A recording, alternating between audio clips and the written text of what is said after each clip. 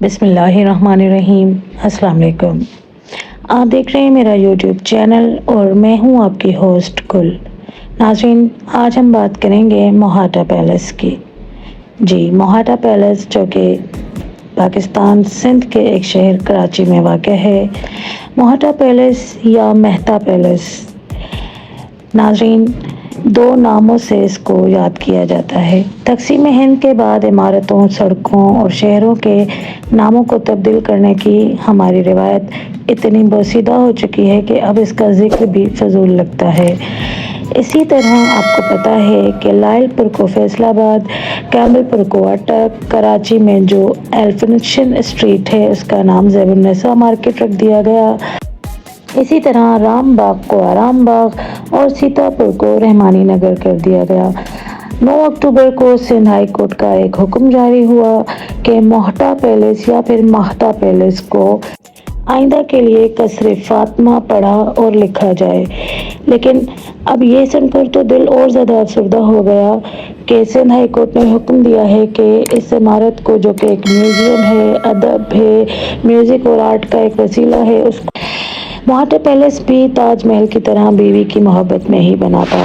فرق صرف اتنا ہے کہ تاج محل بیوی کی موت کے بعد بنا تھا اور یہ بیوی کی زندگی میں ہی بنا تھا۔ کہانی کچھ یوں ہے کہ ہماری تاریخ میں رائے بہادر شیو رتن نامی ایک امیر کبیر کاروباری شخص کا نام گزرا ہے۔ ان کا تعلق کلکتہ سے نقل مکانی کر کے کراچی آیا تھا۔ کراچی میں رائے بہادر کی بیوی بیمار ہوئی تو ڈاکٹروں نے کہا کہ سمندر کی ہوا میں اس کے لیے شفا ہے۔ رائے بہادر شیو رتن موہٹا نے کراچی کے بانیوں کے ساتھ مل کر بیوی کے لیے ایک مقام تعمیر کیا جو موہٹا پیلس بن گیا۔ آپ موہٹا پیلس اور بانیوں کے بیچ ہزاروں مکان اور عمارتیں آ گئی ہیں، مگر تب یہ بانیوں کے بالکل سامنے تھا۔ سمندر کی ہوا براہ راست اس محل پر پڑتی تھی۔ موہٹا خاندان کے کراچی میں کئی اور بھی گھر تھے۔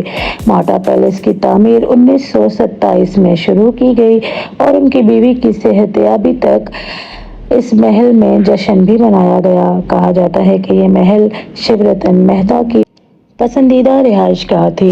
محل کی تعمیر کے 14 سال بعد ہندوستان کا بٹوارا ہوا اور کراچی کو پاکستان کا دارالحکومت بنا لیا گیا۔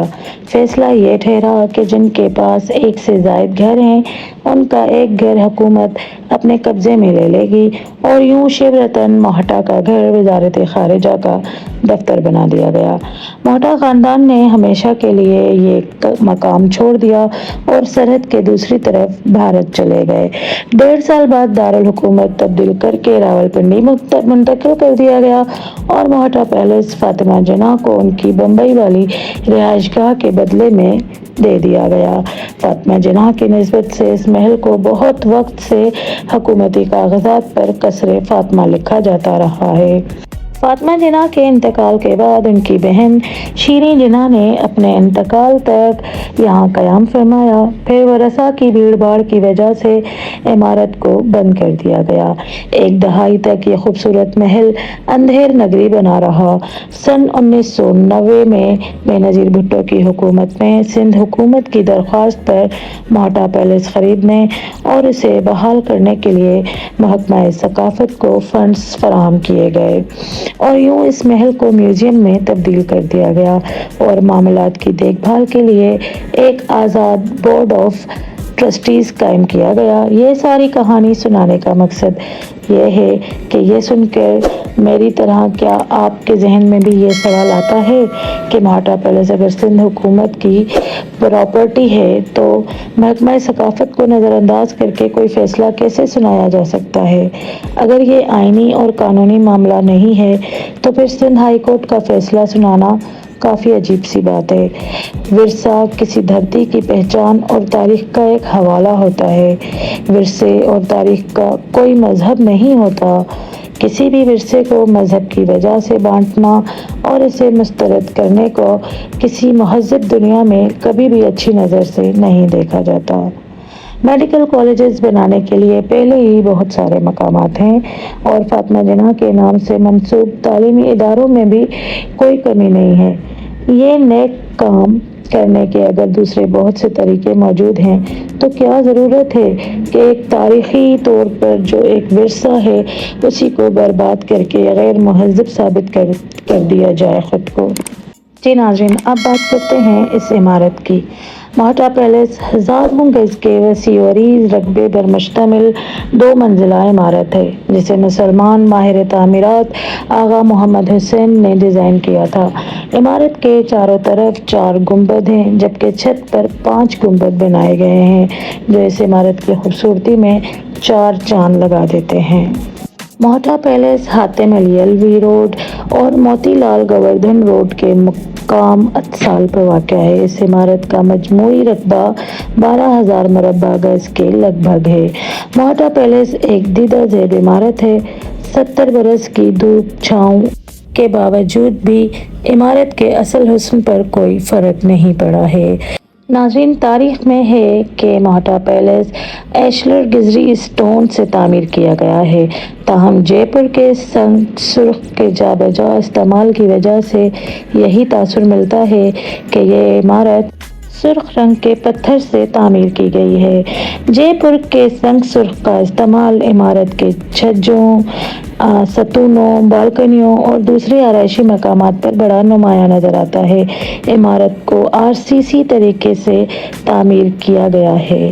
مہاٹا پیلیس کی عمارت اگرچہ ایک ہندو خاندان کی ملکیت تھی لیکن اس میں سندھ میں مکلی کے مقام پر موجود سما خاندان کے مقابر کے نقش و نگار، محرابیں اور گنبد جا بجا موجود ہیں۔ مہاٹا پیلیس کی عمارت ایک مختصر تہہ خانے اور 3 منزلوں پر مشتمل ہے۔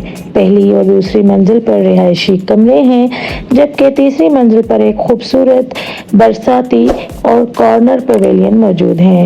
عمارت کو ایک اونچے پلیٹ فارم پر تعمیر کیا گیا ہے جس کی وجہ سے عمارت کی بلندی میں مزید اضافہ ہو جاتا ہے۔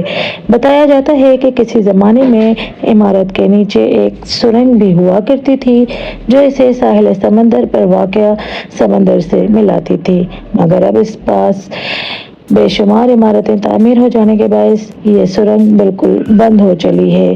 قیام پاکستان کے بعد جب کراچی کو ملک کا پہلا دارالخلافہ قرار دیا گیا تو وزارت خارجہ کا دفتر بھی مہاٹا پیلیس ہی میں قائم کیا گیا۔ اس پیلیس کے بالائی منزل پر قائد اعظم اور مادر ملت سے تعلق رکھنے والی اشیاء بدستور سرب مہر تھیں، لیکن 1970 میں مغربی پاکستان ہائی کورٹ نے محترمہ شیریں بائی کو محترمہ فاطمہ جناح کی تمام املاک کا وارث قرار دے دیا اور یوں قصر فاطمہ مکمل طور پر محترمہ شیریں بائی کے تصرف میں آ گیا۔ محترمہ شیریں بائی قائد اعظم اور محترمہ فاطمہ جناح کی بہن تھیں۔ جب دسمبر 1980 میں محترمہ شیریں بائی کا انتقال ہو گیا تو ان کے انتقال کے بعد قصر فاطمہ ایک بار پھر سرب مہر کر دیا گیا اور ان کے وارثوں کے درمیان ایک طویل قانونی جنگ کا آغاز ہو گیا۔ نومبر 1982 کو حکومت پاکستان کے حکم کے مطابق قصر فاطمہ کے دروازے کھولے گئے۔ اس مرتبہ محکمہ آثار قدیمہ، محکمہ آرکائیوز اور کراچی کی انتظامیہ کے نمائندوں نے عمارت کا تفصیلی جائزہ لیا۔ اسی طرح ناظرین، سندھ ہائی کورٹ کے احکام کے مطابق اس کو محکمہ ثقافت نے اپنے زیر نگرانی لے کر میوزیم و پارک بنانے کے مقصد سے اس پر کام بھی شروع کر دیا گیا ہے۔ مہاٹا پیلیس موجودہ نسل بلکہ آئندہ آنے والی نسلوں کے لیے بھی ایک تہذیبی تمدن کی علامت ہے۔ ناظرین، مجھے اجازت دیجیے گا، اگلی کسی اچھے ٹاپک کے ساتھ آپ سے ملاقات ہوگی۔ میرے چینل کو سبسکرائب کر دیں۔ اللہ حافظ۔